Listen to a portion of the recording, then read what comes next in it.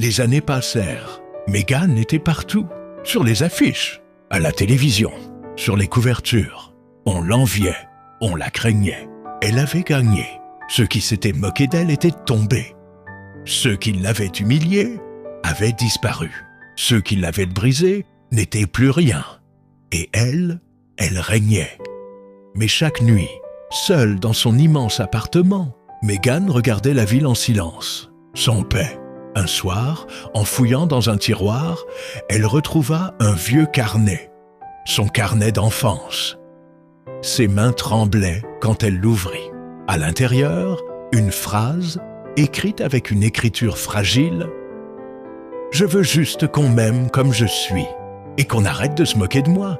Je suis fatiguée de pleurer seule. » Meghan sentit sa gorge se serrer. Elle relut. Encore.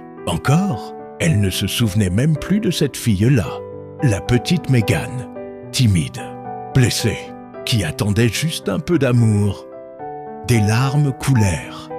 Elle, la femme puissante, elle pleurait. Tout ce qu'elle avait détruit, tout ce qu'elle avait sacrifié, pour ne plus jamais être faible, pour ne plus jamais souffrir. Pourtant, elle souffrait encore. Le lendemain, devant des milliers de personnes, elle murmura « J'ai cru que la vengeance allait me sauver. Elle m'a seulement vidée. » Elle quitta la lumière, elle quitta le bruit, elle quitta la guerre. On la retrouva plus tard dans un centre pour enfants brisés. Elle s'asseyait par terre avec eux. Elle écoutait leurs peurs. Elle séchait leurs larmes. « Tu n'es pas nulle. Tu mérites d'être aimée. » C'était ce qu'elle aurait voulu entendre, elle.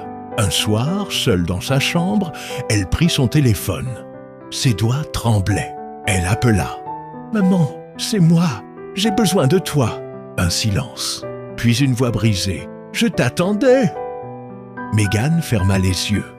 Et pour la première fois de sa vie, elle ne voulait plus être forte. Elle voulait être aimée. Et elle l'était enfin.